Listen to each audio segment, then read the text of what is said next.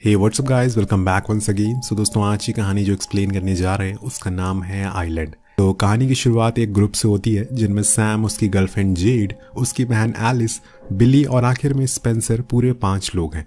ये ग्रुप का काम उन कंपनीज को टारगेट करना है जो इन्वायरमेंट को बर्बाद करती हैं और अपने अजीबोगरीब एक्सपेरिमेंट से या फिर कुछ बहुत ही बुरे खतरनाक केमिकल से। ये सारे उन कंपनीज के बारे में पता करते हैं और फिर उन्हें दुनिया वालों के सामने एक्सपोज कर देते हैं, लेकिन बिना अपनी शक्ल और आइडेंटिटी बताए, क्योंकि अगर इन्होंने ऐसा किया तो इन्हें पकड़ लिया जाएगा, जिसके बाद इनके साथ क्या होगा ये तो इन्हें भी नहीं पता। अब इसी दौरान इनके पास इनके एक पुराने दोस्त डैन की वीडियो कॉल आती है जो उन्हें बताता है कि वो अपने एक साथी के साथ अनरिकॉग्नाइज आइलैंड पर जा रहा है। अब ये जानकर सैम को थोड़ी क्यूरियोसिटी होती है कि असल में ऐसी कौन सी जगह है, तो डैन उसे चैलेंज देते हुए कहता है, ठीक है, अगर तुम आना चाहते हो तो आ जाओ, लेकिन मुझसे मेरे दोस्त से पहले पहुंच के दिखाओ तो मैं मानूं कि तुम्हारी टीम में कुछ बात है। पर उसकी इस बात से बाकी टीम वालों को कुछ फर्क नहीं पड़ता, जिस वजह से वो इस बात को सीरियस नहीं लेते।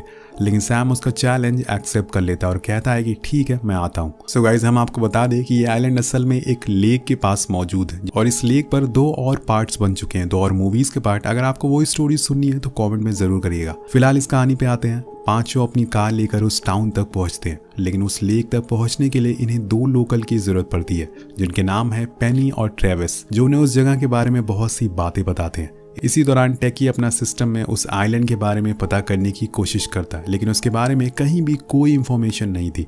यहाँ तक कि उसको मैप में भी रिमूव कर दिया गया था, जैसे कि मानो ऐसी कोई चीज एग्जिस्ट ही नहीं करती। ये देखकर सबको थोड़ा अजीब लगता है, पर तभी बीच रास्ते में उन्हें एक गेट मिलता है जिसके जंजीर से लॉक किया गया था और साथ में एक बोर्ड पर लिखा गया था हाईली रेडिएशन। पेनी सबको बताती है कि यहाँ पे सालों पहले एक कंपनी आई थी कुछ एक्सपेरिमेंट करने के लिए, और कुछ समय बाद उनके हाथ से कुछ गलत केमिकल फैल गया जिससे कि यहाँ की हवा खराब हो गई और उस केमिकल की वजह से कुछ रेडिएशन भी फैल गई, जिससे वो कंपनी यहाँ से फौरन भाग गई।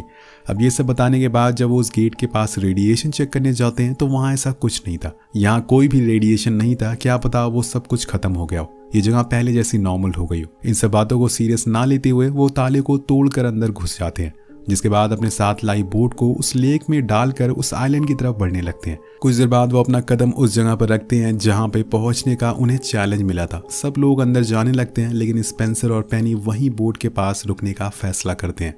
अब वो जगह देखने में थोड़ी अजीब, थोड़ी स्ट्रेंज लगती है, क्योंकि वहाँ एक तो चारों तरफ बहुत सन्नाटा था, ऊपर से हर तरफ बस मशीन थी, जैसे कि जेसीपी वगैरह। यानी कि वो कंपनी वाले कुछ ज्यादा ही जल्दी में यहाँ से भाग गए और अपना सारा सामान छोड़कर चले गए। 5 उस जंगल की तरफ बढ़ना शुरू करते हैं जहाँ पे उन्हें डैन का कैमरा भी मिल जाता है, लेकिन डैन कहीं दिखाई नहीं दे रहा था। अब वो लोग उसे आवाज लगाते हैं पर वो कहीं नहीं दिखता, तो वो उसके कैमरे को चेक करते हैं जिसमें उन्हें 2 वीडियोस मिलती है। पहले में डैन बहुत ही एक्साइटेड होता है और इस जगह को एक्सप्लोर करने के लिए वो एंडरसन नाम के आदमी का भी जिक्र करता है जो उन्हें यहाँ तक लेकर आया था। पर जब वो अगली वीडियो को खोलते हैं तो उन्हें वो थोड़ा डरा हुआ दिखता है, जैसे कि वो किसी चीज से डर कर भाग रहा हो। और तभी एक अचानक से कुछ बहुत तेजी से आवाज आती है और डैन यहाँ से गायब हो जाता है। अब उसका ऐसा रिएक्शन देखकर सब लोग डर जाते हैं उनके फ्रेंड के साथ क्या हुआ, और थोड़ी देर बाद सब कुछ नॉर्मल हो जाता है। अब अभी तो ये शुरुआत हुई थी। अब चलते हुए उन्हें एक बड़ा सा पैर का निशान मिलता है जो किसी आम जानवर का तो नहीं लग रहा था। वहीं दूसरी तरफ हम एक इंसानी हाथ देखते हैं जिसे कुछ ही दूरी पर खून पड़ा हुआ था। वहाँ पेट और अतड़ियां भी पड़ी थी जिनमें ये लोग देख लेते हैं, जिनके बाद सभी लोग डर जाते हैं और सबसे ज्यादा तो स्पेंसर डरता है। वो सैम पे चिल्लाने लगता है कि जो कुछ भी हो रहा है तुम्हारी वजह से हुआ है, हमें यहाँ से फौरन चलना चाहिए। लेकिन तभी अचानक से उसके मुंह पर कुछ खून की बूंदें गिरती हैं। जब वो ऊपर देखते हैं तो वहाँ डैन की साथ ही एलेक्स की आधी कटी हुई लाश लटकी थी, जो किसी आम इंसान का काम तो बिल्कुल नहीं लग रहा था। अब ये देखकर सभी की हवा टाइट हो जाती है और यहाँ से भागते हुए वो डेक के पास आ जाते हैं जहाँ पे पेनी और ट्रेविस उनका इंतजार कर रहे थे। वो उन्हें ऐसा घबराया हुआ देखकर खुद बहुत डर जाते हैं और फौरन बोट को स्टार्ट करने लगते हैं, लेकिन तभी कोई चीज आकर बोट से टकरा जाती है जिससे वो बोट थोड़ी दूर चली जाती है और इसी बीच उसकी रस्सी पेनी के पैर में फंस जाती है, जिससे वो पानी में गिर जाती है और वो बहुत ही ज्यादा डरी हुई थी। तभी उसके पैर से कुछ आकर टकराता है जिससे वो और ज्यादा डर जाती है, पर वो चीज असल में ट्रेविस के पास जा रही थी, जिसे वो देख लेता है और पानी में कूद जाता है अपनी जान बचाने के लिए। लेकिन इससे उसने खुद के पैरों में कुल्हाड़ी मार ली थी। वो चीज उसे पानी के अंदर खींच लेती है और फिर ऊपर आता है तो बस उसका खून। लेकिन वही पेनी को सैम लेकर फौरन पानी से बाहर आ जाता है। लेकिन उस चीज की हल्की सी टक्कर उसके पैर की हड्डी तक तोड़ देती है। वो उसे बड़ी ही मुश्किल से किनारे तक लेकर आता है और फिर उसकी मरहम पट्टी करके उसे चलने लायक बनाता है। लेकिन यहाँ पेनी उल्टा उन पर ही बंदूक तान देती है। उसका मानना था कि ट्रेविस की मौत उनकी वजह से हुई है, पर सैम उसे समझाता है कि तुम्हारी तरह हम सब यहाँ फंसे हुए हैं, हमें एक साथ रहना चाहिए ताकि हम यहाँ से सही सलामत निकल सके। कुछ देर बाद उन्हें दूर एक फैक्ट्री दिखती है जहाँ पे शायद वो कंपनी एक्सपेरिमेंट किया करती थी। वो सारे उसकी तरफ बढ़ने लगती है। अब उसके अंदर जाने के लिए इन्हें एक गुफा से होकर गुजरना पड़ता है। तो सारे टॉर्च जलाते हुए अंदर जाने लगते हैं, लेकिन अंदर का इन्वायरमेंट बहुत ही अजीब और बदबूदार था, जैसे किसी चीज को बहुत दिनों तक ऐसे ही सड़ने के लिए छोड़ दिया गया हो। अब उन्हें कुछ दूर चलने के बाद एक शाफ्ट मिलता है जिसकी जाली सैम तोड़ देता है और सबको नीचे चलने को कहता है। तो सब रस्सी की मदद से एक एक करके नीचे जाने लगते हैं। लेकिन जब एलिस की बारी आती है तो ऊपर बचे हुए लोगों को कुछ आवाज़ें आना शुरू हो जाती हैं, जिसकी डर की वजह से वो उस रस्सी को छोड़ देते हैं और एलिस जाकर सीधा नीचे गिर जाती है। पर सैम उसे जैसे भी करके बचा लेता है। पर ऊपर पेनी को वो चीज़ दिखाई दे जाती है। ये असल में एक बहुत ही बड़ा क्रोकोडाइल था जो सबको मार रहा था, जिसकी हम हल्की सी झलक देख पाते हैं, जो कि उस फैक्ट्री में घुस चुका था। लेकिन जब तक वो उनके करीब आता तब तक पेनी उस पर गोलियां चलाना शुरू कर देती है, जिससे वो वहां से भाग जाता है।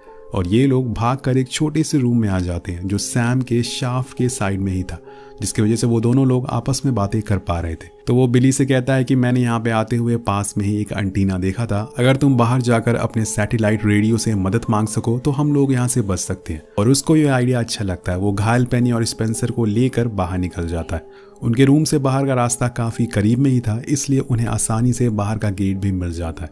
पर असल मुश्किलें अब सैम और जेड और एलिस के लिए थी, क्योंकि अब ये नीचे जा चुके थे जहाँ से इनकी मदद बस अब बाहर वाले ही कर सकते थे। अब ये तीनों पहुंच जाते हैं नीचे, जहाँ पे कुछ बहुत ही अजीब चीज़ें रखी हुई थी। कुछ बॉक्सेस थे जिसमें पैरामिथॉस नाम का स्टिकर लगा हुआ था, जिन्हें देखकर जेड कहती है, अरे ये तो वही कंपनी है जिसके बारे में मैंने बहुत बारी पढ़ा है। ये वो हर काम करते हैं जो सरकार के तरीके से गैर कानूनी हो या फिर एनवायरनमेंट के लिए सही नहीं है। उन्हें वहाँ ऐसे और भी बॉक्सेस मिलती हैं, पर उसके अंदर क्या थे वो उन्होंने नहीं देखा, क्योंकि उसी दौरान सैम को स्टेयर दिखती है जो नीचे लेके जा रही थी। और इस जगह को देखकर लग रहा था कि जैसे यहाँ पे अभी भी काम चल रहा हो, क्योंकि वहाँ पे लाइट अभी भी ऑन थी। बहुत सी चीज़ें रखी थी जिसे एक्सपेरिमेंट किए जाते थे।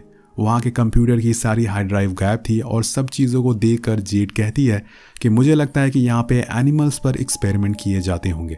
पास में ही एक लेक भी है जहाँ से फिशेस वगैरह लाते होंगे जिन्हें वो यूज़ कर सके। उसी दौरान जेड को वहाँ एक बाथ टब भी मिलता है जो बहुत ही बड़ा था, जिनमें शायद किसी बड़े जानवर के ऊपर एक्सपेरिमेंट किए जाते थे, या फिर उस क्रोकोडाइल पर करा हो जो आज इनके पीछे पड़ा हुआ हो। वहीं दूसरी तरफ बेली अपना सामान के पास पहुंचकर फौरन रेडियो को ठीक करने में लग जाता है। लेकिन तब तक पेनी को कुछ सुनाई देता है और वो उन लोगों को फौरन काम खत्म करने को कहती है। दूसरी ओर फैक्ट्री में जेड बताती है कि यहाँ पे वो कंपनी कई सारी फिशेस के डीएनए को निकाल कर उन्हें ह्यूमन में डालती होगी, लेकिन ये एक्सपेरिमेंट फेल हो गया, जिससे कि उल्टा सारी फिशेस और क्रोकोडाइल और ज्यादा बड़ी हो गई। लेकिन अगर और भी जानवर पर एक्सपेरिमेंट किया गया है तो वो सारे जानवर कहाँ हैं, क्या पता वो जंगल में कहीं हो और इन पर आगे चलकर हमला कर सके। वेल सीन शिफ्ट होता है बेली पर, जो अपने साथियों के साथ रेडियो लेके एंटीना के पास आ गया है। वो फौरन अपने रेडियो को उसे अटैच करता है, पर अब देर हो चुकी है दोस्तों।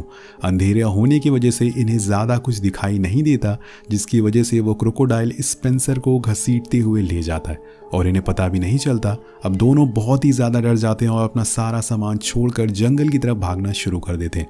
लेकिन थोड़ी देर बाद पेनी को समझ आ जाता है कि वो ऐसे कब तक भागते रहेंगे, एक एक करके वो सबका शिकार कर देगा। अब इसी दौरान बिली को एक दूर कम्युनिकेशन टावर दिखता है जिसमें लाइट भी जल रही थी। वो पेनी से कहता है कि चलो हमें वहां जाना होगा, पर वो वहीं रुक जाती है और उसे अकेले जाने को कहती है। तो वो उस पर बंदूक तान देती है और कहती है कि जा रहे हो या फिर मैं तुम्हें यही मार दूं। तो बिली को मजबूरन उसे छोड़कर आगे बढ़ना पड़ता है, जिसके बाद पेनी अपनी फ्लेयर जलाते हुए एक टनल के पास आ जाती है और वो क्रोकोडाइल भी उसके पीछे ही था। यहाँ पहली बार हम उसका पूरा क्लियरली व्यू देख पाते हैं, जिसे देखकर पेनी के भी होश उड़ जाते हैं कि आखिर एक क्रोकोडाइल इतना बड़ा कैसे हो सकता है। पर वो कुछ और सोच पाती है कि वो उसे खा जाता है। दूसरी ओर जेड बाथ टब के और करीब जाती है, जिसकी गहराई बहुत ही विशाल थी। लेकिन वो तीनों तब चौंक जाते हैं जब उन्हें उसके पास जानवरों के कंकाल मिलते हैं, जिन्हें वो लोग इस क्रोकोडाइल को खिलाया करते थे। उन्हीं में सैम को एक क्रोकोडाइल का दांत भी मिलता है जो उसके हाथ से भी बड़ा था। तभी अचानक से उसे पेनी की चीखने की आवाज़ आती है, यानी कि वो उनके करीब ही है। पर उन्हें इस बात का अंदाज़ा नहीं है कि जब तक वो उसके पास जाएंगे वो मारी जा चुकी होगी। लेकिन वो फिर भी उसकी आवाज़ का पीछा करते हुए आगे बढ़ते हैं और उन्हें वहाँ डैन दिख जाता है, जो खुद वहाँ छुपा हुआ था। लेकिन इन तीनों को लग रहा था कि डैन कब का मर चुका है, लेकिन ये अभी तक जिंदा होता है। जिसके बाद सैम उस पर अपना सारा गुस्सा निकालता है, क्योंकि उसके चैलेंज की वजह से वो यहाँ पे फंसे हुए हैं। पर वो कहता है कि मुझे पता है तुम लोग गुस्सा हो मुझसे, लेकिन मैंने भी अपने साथियों को खो दिया है। मैं जब यहाँ पे आ रहा था तो मुझे भी इस जगह के बारे में कुछ पता नहीं था। मुझे एंडरसन ने बस इतना बताया था कि यहाँ पे किसी तरह का एक्सपेरिमेंट हुआ था और मैं बस वही देखने चला आया। अब वो उनको एक सेफ जगह लेकर जाता है जहाँ पे वो कई दिनों से रह रहा था। उस जगह पर एक रेडियो था, एक बंदूक थी और एक जनरेटर भी था, जिसे देख के सैम बहुत खुश होता है। पर डैन बताता है कि इन तीनों में से कुछ भी काम नहीं करता। और तभी उन्हें एक और आदमी की आवाज़ आती है। ये असल में एंडरसन था, जिसे डैन ने बांध करके रखा हुआ था, क्योंकि इसने उसे झूठ बोला कि यहाँ ऐसा कुछ भी हो सकता है। पर सैम उसे कहता है कि मैं तुम्हें छोड़ दूंगा अगर तुम मुझे यहाँ पर ये बता दो कि यहाँ पर एक्चुअल में क्या हुआ था। जिसके बाद वो बताना शुरू करता है कि मैं यहाँ एक साइंटिस्ट के तौर पर काम करता था। हमारी कंपनी क्रोकोडाइल और फिशेस के डीएनए से ऐसा एंटीडोट बनाना चाहती थी जिससे कि इंसान हमेशा के लिए अमर हो जाए। लेकिन कुछ दिनों के बाद ये एक्सपेरिमेंट फेल हो गया तो कंपनी यहाँ से भाग गई और सारे क्रोकोडाइल को मारने का ऑर्डर दिया गया। लेकिन हमने ऐसा नहीं किया। मैंने और मेरे दोस्त ने टेस्टेड क्रोकोडाइल को जिंदा छोड़ दिया, जिससे कि अब बस एक ही बचा हुआ है जो कि तुम लोगों के पीछे पड़ा है। लेकिन मुझे याद है कि मेरे दोस्त ने एक क्रोकोडाइल अपने घर ले गया था जो कि एक बच्चा था, पर उसके साथ क्या हुआ ये जानने के लिए आपको इस कहानी का दूसरा पार्ट देखना पड़ेगा। अब इसके आगे वो बताता है कि जब मुझे पता चला कि अभी वो क्रोकोडाइल जिंदा है तो मैं डैन से झूठ बोला, फिर उसे यहाँ तक ले आया ताकि मैं उस हाइब्रिड क्रोकोडाइल का डीएनए को ले सकूं, उससे एंटीडोट को बेचकर करोड़पति बन सकूं और पैसे कमा सकूं। उधर बिली उस कम्युनिकेशन टावर तक पहुंच गया था जहाँ के रेडियो से वो इन लोगों से कनेक्ट कर पाता है। तो बिली की आवाज़ सुनकर सभी लोग बहुत खुश होते हैं और उसका बाकी लोगों के बारे में पूछते हैं। तो बताता है कि बाकी सब लोग मारे जा चुके हैं और अब शायद वो भी ना बचे, क्योंकि क्रोकोडाइल ने उसे ढूंढ लिया है। अब इससे आगे वो इन लोगों से कुछ कह पाता है कि क्रोकोडाइल आकर बिली की गर्दन ही उखाड़ देता है। जिसके बाद सैम और बाकी लोग उसकी बस चीख ही सुन पाते हैं और इन सब का फायदा उठाकर एंडरसन वहां से भाग जाता है। वो असल में अपने एक स्पेशल गन को लोड कर रहा होता है। जिसके बाद वो उस टनल के सारे वाटर पाइप को खोल देता है ताकि जैसे ही वहां क्रोकोडाइल आए इन लोगों को मारने के लिए वो उसे अपनी स्पेशल बंदूक से बेहोश कर दे और फिर उसका डीएनए लेकर यहाँ से भाग जाए।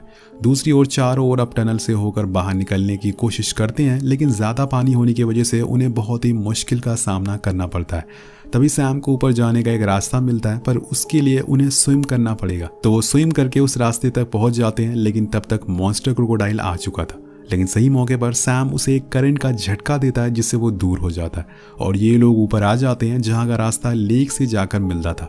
तो आगे बढ़ते हैं, पर अहम समय पर वो क्रोकोडाइल डैन को पकड़ लेता है और उसे ऐसे ही निगल जाता है। लेकिन ये तीनों लोग जैसे तैसे करके उस लेक के गेट तक पहुंच जाते हैं, पर इनकी किस्मत खराब थी, वो गेट लॉक था। सीन कट होकर पहुंचता है एंडरसन पर, जो उस क्रोकोडाइल को ढूंढते ढूंढते उस जगह पहुंच जाता है जहां पे वो आराम से अपना शिकार को खाया करता था, जहां पे हम पेनी और स्पेंसर की लाशें भी देखते हैं। तभी वो भी वहां आ जाता है, जिसके बाद एंडरसन उसके पीठ में चला जाता है जहां पे वो आराम से उसका डीएनए अब ले पाएगा। इधर नीचे सैम देखता है कि वो क्रोकोडाइल पहले से ही लेक पर उनका इंतजार कर रहा है। अब ये देखकर सैम कहता है कि हमें कैसी भी करके इसे मारना ही होगा, तभी हम बच पाएंगे, वरना ये हमें यहाँ से जिंदा नहीं जाने देगा। इसी दौरान सैम को वहाँ पे कुछ फ्लेयर्स मिलती है, तो वो कहता है कि मैंने ऊपर एक रूम में कुछ खास गैस सिलेंडर देखे थे। अगर मैं वहाँ उस क्रोकोडाइल को बुलाकर गैस को लीक कर दूं तो हम लोग उसे जला सकते हैं। पर जेड ऐसा करने से मना कर दिए क्योंकि इसमें उसकी जान जा सकती है। तो वो कहता है कि मुझे ये करना ही होगा, वरना हम सभी लोग मारे जाएंगे।